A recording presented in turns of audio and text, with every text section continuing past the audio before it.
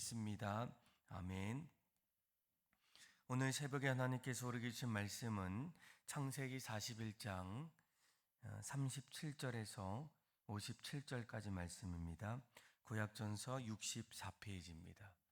창세기 41장 37절에서 마지막 57절까지 말씀, 저와 여러분들의 교독으로 보도록 하겠습니다. 제가 먼저 읽겠습니다. 바로와 그의 모든 신하가 이 일을 좋게 여긴지라. 바로가 그의 신하들에게 이르되 이와 같이 하나님의 영에 감동된 사람을 우리가 어찌 찾을 수 있으리요 하고 요셉에게 이르되 하나님이 모든 것을 내게 보이셨으니 너와 같이 명철하고 지혜 있는 자가 없도다. 다스리라. 내 백성이 다 내 명령에 복종하리니 내가 너보다 높은 것은 내 왕자뿐이니이다. 바로가 또 요셉에게 이르되 내가 너를 애굽 온 땅의 총리가 되게 하노라 하고 인장 반지를 빼어 요셉의 손에 끼우고 그에게 세마포 옷을 입히고 금사슬을 목에 걸고 자기에게 있는 버금 수레에 그를 태우매 무리가 그의 앞에서 소리 지르기를 엎드리라 하더라. 바로가 그에게 애굽 전국의 총리로 다스리게 하였더라.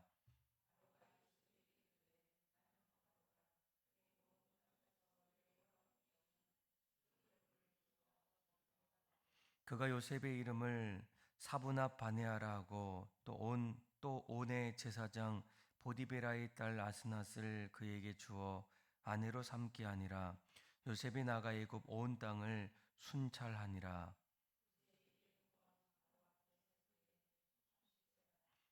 바로 앞에 떠나 애굽 온 땅을 순찰하니 7배 풍년에 토지 소출이 심히 많은지라.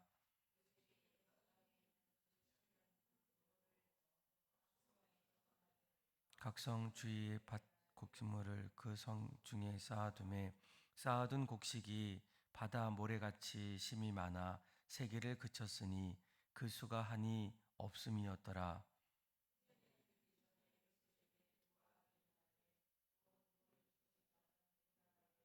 아스낫이 그에게서 낳은지라.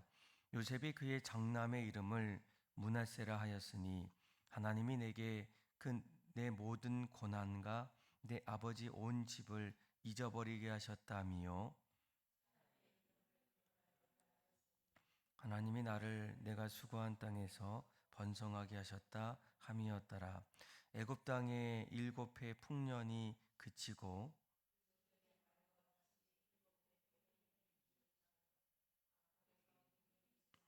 애굽 온 땅에는 먹을 것이 있더니 애굽 온 땅이 굶주림에 백성이 바로에게 부르짖어 양식을 구하는지라.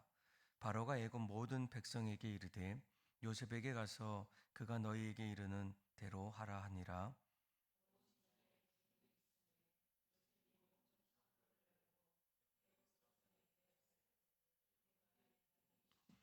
마지막 절 같이 읽겠습니다. 각국 백성도 양식을 사려고 애굽으로 들어와 요셉에게 이르렀으니 그근이 온 세상에 심함이었더라. 아멘. 여러분들의 인생에서 가장 또 마음에 울리는, 또 마음속에 가지고 있는 또 삶의 여러 말들이 아마 있을 거예요. 아마 저는 여러 말들 중에 이런 말을 참 좋아합니다. 끝날 때까지는 끝난 것이 아니다. 아마 여러분들도 인생 속에서 한 번 정도는 이런 이야기를 들어본 적이 있을 겁니다. 인생은 끝날 때까지는 끝난 것은 아니다. 아마 이 말은 1973년 이제 야구에서 뉴욕 매치에 요기 베라가 그 감독이 했던 그런 명언 중에 하나예요. 그 당시에 그 팀이 꼴찌를 하고 있을 때 기자들이 한번 묻게 됩니다. 올해는 모든 것이 다 끝난 건 아닙니까? 그때 그가 아닙니다. 끝날 때까지는 끝난 것은 아닙니다. 그리고 그 해에 뉴욕 매츠가 지구 우승을 하는 그런 놀라운 일이 일어나게 돼요. 아마 그 말 속에는 아마 여러 가지 의미가 있지 않겠습니까? 포기하지 말아라. 아직까지는 또 앞으로도 해야 할 일들이 남았기 때문에 끝난 것 같은데 끝나지 않고 포기하지 않기를 원한다는 거예요. 또 거기에는 현재의 상황이 최종 결과가 아니라는 거, 언제든지 역전할 수 있고 또 다시 시작할 수 있기 때문에 그 안에는 역전이 가능하다라는 겁니다. 아마 이런 말들 아마 우리 인생의 자리에서도 충분히 일어날 수 있지 않겠습니까? 그런데 우리가 오늘 이 창세기 이제 40장, 뭐 41장 계속적으로 요셉의 인생을 보게 되면 그의 인생 속에는 끝날 때까지는 끝나지 않는 그런 모습들을 우리가 볼 수가 있게 돼요. 아마 요셉도 어린 시절에 누구보다도 꿈이 많았던 사람이 바로 요셉입니다. 어느 날 그가 17세에 되던 해에 하나님께서 그에게 꿈을 주셨어요. 형들의 곡식단이 자신의 뭐 곡식단 앞에서 절하는 꿈. 또 어느 날은 또 해와 달과 별이 자신에게 절하는 모습을 통해서 나의 인생은 앞으로 평범하지는 않겠다. 또 그 꿈들을 마음에 품고 살아갈 때 얼마나 많은 기대와 그리고 설렘들이 있겠습니까? 그런데 그 이후에 그의 모습은 그 꿈을 하나하나 준비하고 또 이뤄가는 그런 모습보다는 오히려 그 꿈보다는 그의 인생은 어쩌면 끝나지 않았을까라는 그 일들이 점점 찾아오게 돼요. 뭐 어느 날 아버지의 심부름을 통해서 이제 형들이 있는 이 도단으로 가게 되는데 그때 형들이 언젠가부터 동생 요셉을 시기하고 이제는 그 시기를 넘어서 결국 그를 죽이려는 죽일 수는 없어서 애굽의 노예로 그렇게 파는 그런 끔찍한 일이 요셉에게 일어납니다.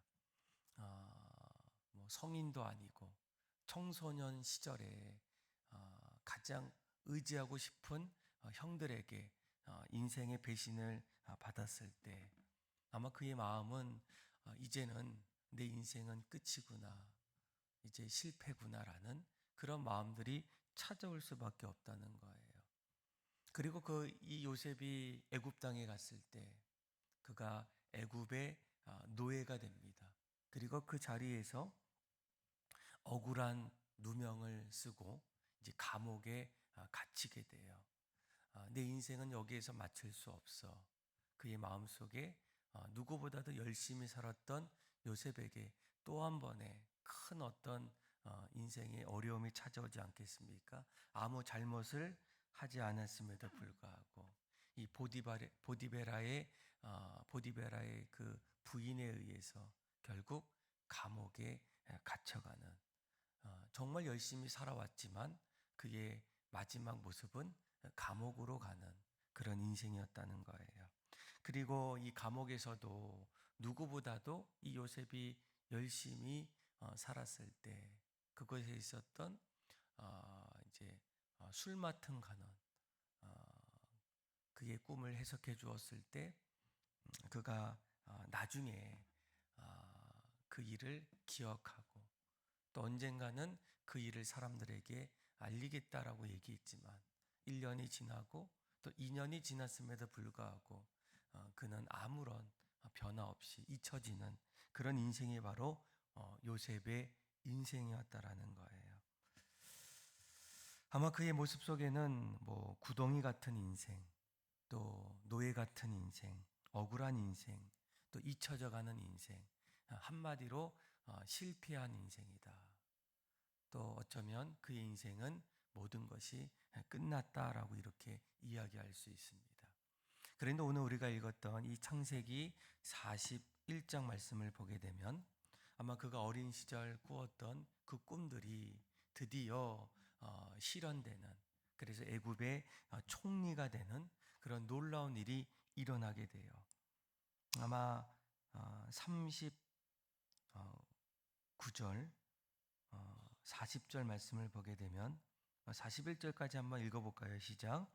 요셉에게 이르되 하나님이 이 모든 것을 내게 보이셨으니 너와 같이 명철하고 지혜 있는 자가 없도다. 너는 내 집을 다스리라. 내 백성이 다 내 명령에 복종하리니 내가 너보다 높은 것은 내 왕자뿐이니라. 바로가 또 요셉에게 이르되 내가 너를 애굽 온 땅의 총리가 되게 하노라 하고. 아멘. 드디어 꿈을 꾸었던 그 요셉의 삶이 실제적으로 애굽의 총리가 되는 그 놀라운 일들이 일어나게 됩니다.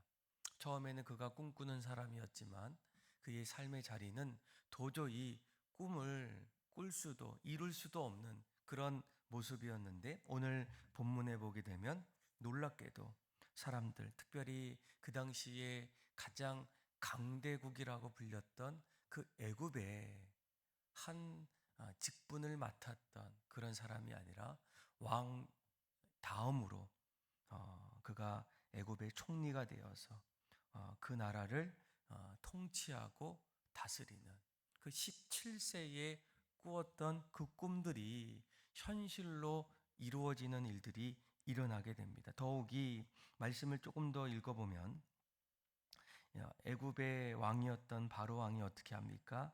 42절에 보니까 자기의 인장 반지를 빼어서 요셉의 손에 끼우고 또 그에게 세마포옷을 입히고 금사슬을 목에 걸고 자기에게 있는 버금 수레에 그를 태우며 무리가 그의 앞에서 소리 지르기를 엎드리라 하더라. 바로가 그에게 애굽 전국의 총리로 다스리게 하였더라라는 거예요. 그러니까 이 요셉은 한순간에 그의 모든 인생이 역전되는, 그동안 그의 인생은 실패했고 또 아무 소망이 없었던 그런 자리에서 그가 애굽의 총리가 되는 그런 일들이 나타나게 됩니다. 아마 오늘 이 요셉의 인생을 살펴보아도 인생은 어떻습니까? 그러니까 끝날 때까지 끝난 것은 아님을 우리가 알 수 있다라는 거예요. 아마 여러분들의 인생도 어떤 인생인지 모르지만 아마 오늘 이 말씀을 바라보면서 또 요셉의 인생을 살펴보면서 또 설교 초두에 요기베리의 그 이야기처럼 우리 인생도 여전히 지금과 같은 그런 인생일지 몰라도 끝난 것은 아니었음을 깨닫기를 원합니다. 그런데 우리가 오늘 말씀을 하나하나 살펴보면 어떻게 요셉이 이런 인생을 살 수 있을까? 그의 인생은 사실은 더 이상 소망을 가질 수 없는 그런 인생이었다라는 거예요.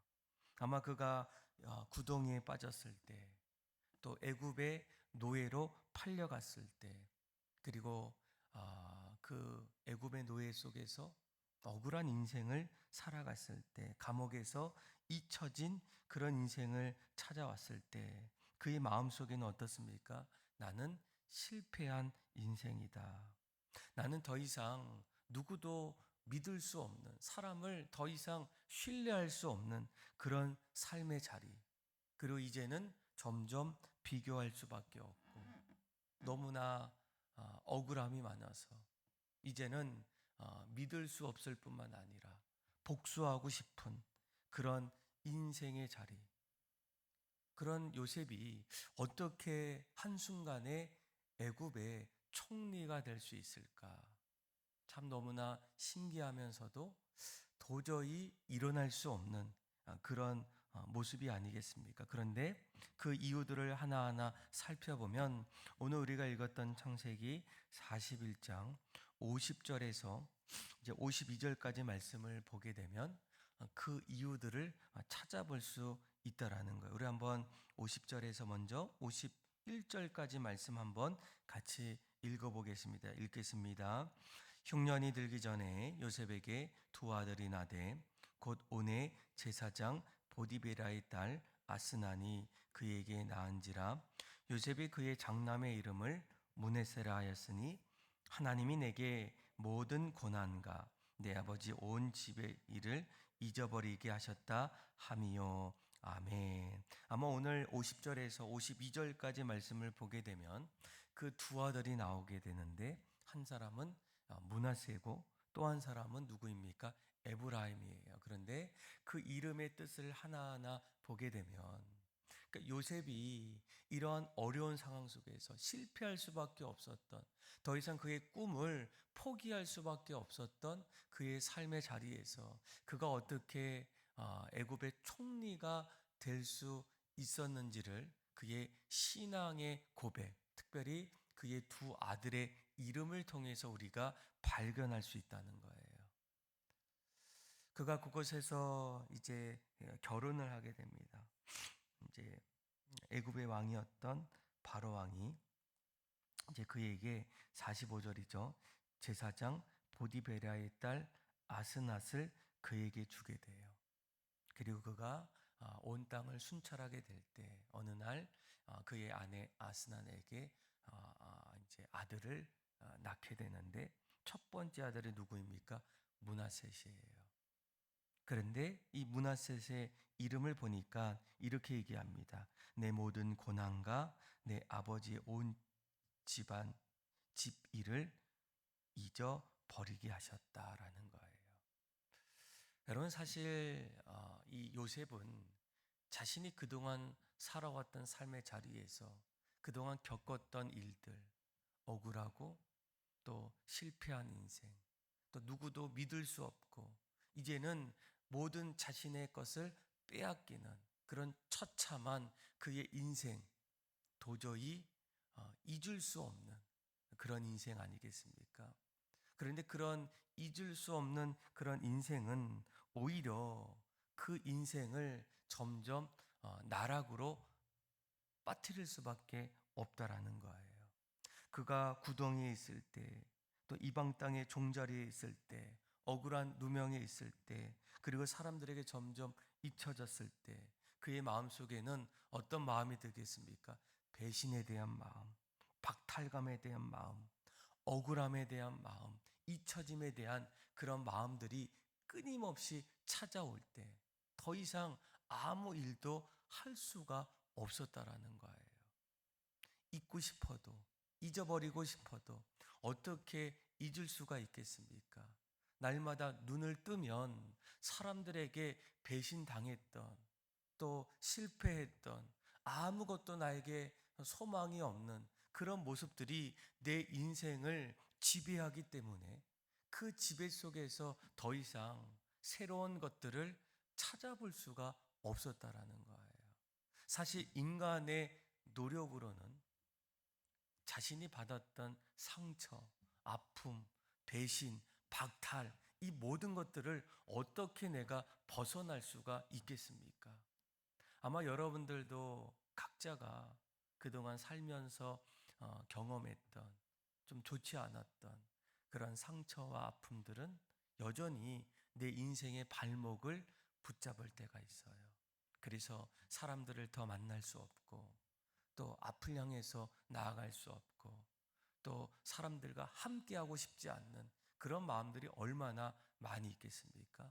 어쩌면 요셉이 우리들보다 더 많으면 많았지 적을 수는 없었다라는 거예요. 잊을 수가 없었고 그것이 내 인생의 발목으로 더 이상 일어날 수 없었다라는 거예요. 그런데 51절 말씀을 보게 되면 이렇게 얘기하죠. 내 모든 고난과 내 아버지 온 집에 일어났던 일들을 잊어버리게 하셨다. 어떻게 가능하겠습니까? 오늘 말씀을 잘 보시면 그것을 잊어버리게 하셨던 분이 한 분이 나와요. 누구입니까? 하나님이라는 거예요. 내 노력과 내 수고로는 더 이상 내 삶에 찾아왔던 모든 것을 잊을 수 없는데, 그것이 내 인생의 발목을 잡을 수밖에 없는데, 하나님께서 그 모든 고난과 나의 삶에 찾아왔던 그 아픔들을 어떻게 하셨다고요? 잊어버리게 하셨다라는 거예요. 그것이 요셉의 인생을 다시 새롭게, 또 그 꿈들을 하나하나 준비시킬 수 있었던 가장 큰 이유라는 거예요. 여러분, 우리가 신앙생활 할 때 한 가지 우리가 꼭 잊지 않아야 될 것은 무엇입니까? 신앙의 자리, 하나님을 믿는 삶의 여정에도 요셉처럼 우리 인생의 자리에는 상처가 찾아올 수 있고 누군가에게 배신을 당할 수 있고 또 박탈감과 억울함이 밀려올 수 있어요. 그런데 그것을 내 인간의 노력으로 하나하나 해결하다 보면 해결할 수 있는 것도 있지만 어느 순간에는 더 이상 내 노력으로는 벗어나기 어려운 일들이 참으로 많다는 거예요. 그것이 내 인생의 모든 것을 이제는 송두리째 빼앗을 수도 있다라는 거예요. 그런데 그때 그것을 이겨나갈 수 있는 한 가지 방법이 있다면 무엇이겠습니까? 우리를 창조하시고 불가능을 가능케 하시는 그 하나님을 붙잡을 때 하나님께서 요셉에게 그의 모든 것을 잊어버리게 하시고 그의 마음을 새롭게 해주신 것처럼 하나님께서 우리의 인생도 바꿔주실 수 있다라는 거예요. 저와 여러분들 오늘 이 말씀을 꼭 붙잡아서 내 인생 속에 어려움이 있고 억울함이 있고 또 누군가에게 더 이상 신뢰할 수 없는 그런 자리에서도 하나님께서 내 마음을 만져주시고 하나님께서 내 억울했던 잊혀져가는 그 마음을 새롭게 해주시면 우리 인생도 요셉처럼 다시금 새롭게 일어날 줄 믿습니다. 저와 여러분들이 오늘 이 하나님을 만남을 통해서 내 인생의 모든 것들이 다시금 새로워지는 그런 은혜를 누리는 저와 여러분들의 삶이 다 되기를 주님의 이름으로 축원합니다.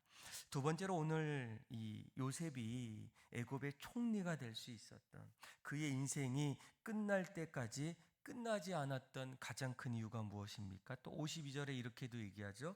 같이 한번 읽어볼까요? 시작. 차남의 이름을 에브라임이라 하였으니 하나님이 나를 내가 수고한 땅에서 번성하게 하셨다 함이었더라. 아멘. 아마 요셉은 지금까지 그의 인생을 한마디로 고난의 땅을 밟았던 요셉이다라고 얘기할 수 있어요. 그런데 오늘 말씀을 보게 되면 그의 인생은 더 이상 고난의 땅이 아닌 이제 축복의 땅으로 이제 바뀌게 됩니다. 그가 애굽의 총리가 되었고 또 애굽의 왕이 바로 왕이 그를 또 인정하고 또 온 국민이 그를 칭송하게 돼요. 오늘 37절, 38절에 이렇게 얘기하죠. 바로와 그의 모든 신하가 이 일을 어떻게 여깁니까? 좋게 여기게 돼요. 그동안 요셉이 이야기했던 그 일들, 또 그가 하고 있는 행동들을 좋게 여깁니다. 그리고 바로왕이 또 신하들에게 이렇게 얘기합니다. 38절에 보니까 이와 같이 하나님의 영에 감동된 사람을 우리가 어찌 찾을 수가 있으리요. 우리가 정말 인생에서 한 번도 만날 수 없었던 이런 사람을 우리가 만나고 있다. 이렇게 칭찬하고 격려하고 있다는 거예요. 이제 더 이상 요셉은 고난의 땅에서가 아니라 그 자리가 축복의 땅으로 바뀌고 있다라는 거예요. 그리고 요셉은 둘째 아들을 낳았을 때 그의 이름을 뭐라고 얘기합니까? 에브라임이라고 이렇게 얘기해요. 근데 이 에브라임의 뜻을 보게 되면 그 에브라임은 바로 두 배로 열매를 맺어간다라는 겁니다.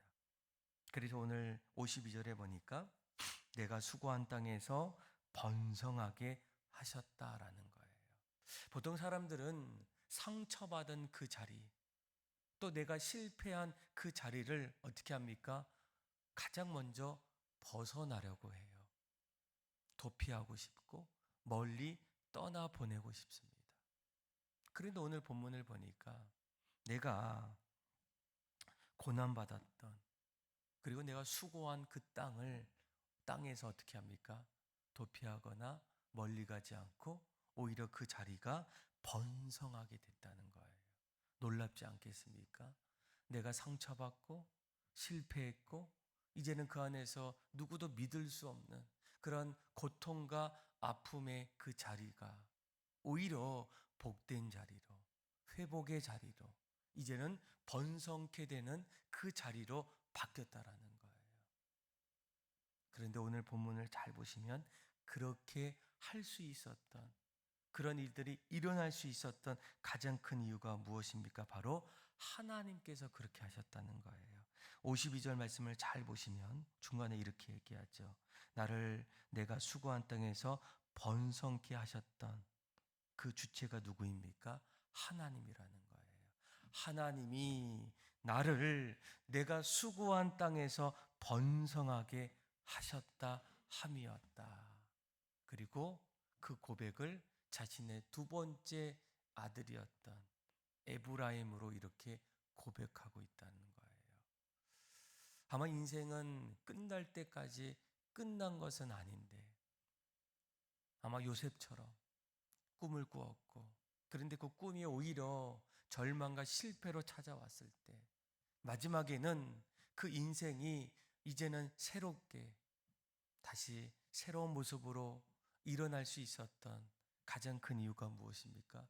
요셉이 대단해서 열심히 노력해서 그가 그 길을 걸어가서, 그것보다 하나님께서 그의 여정을 붙잡아 주셨고, 하나님께서 그 억울했던 실패했던 그 마음을 만져주셨고, 여전히 하나님이 그의 인생 속에 함께 하심을 통해서 므낫세 그의 고통과 고난을 잊어버리게 하셨고, 이제는 그 고난의 땅에서 그의 인생을 축복의 땅으로 바꿔주셨다라는 거예요. 아마 여러분들도 어쩌면 요셉의 인생을 바라보면서 내 인생이 지금 고난의 땅에서, 고통의 땅에서 참 어려운 길을 걸어갈 때 우리가 마지막까지 붙잡아야 될 것은 무엇입니까? 우리의 삶을 바꿔주시고 또 일으켜주시는 그 하나님을 우리가 바라보는 거예요.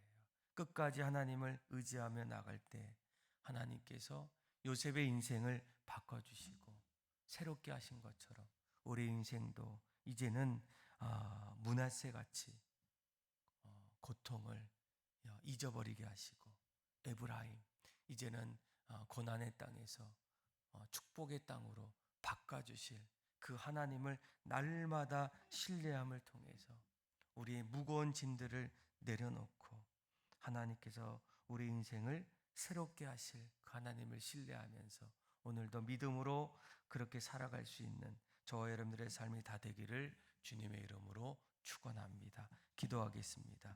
하나님 아버지 감사합니다.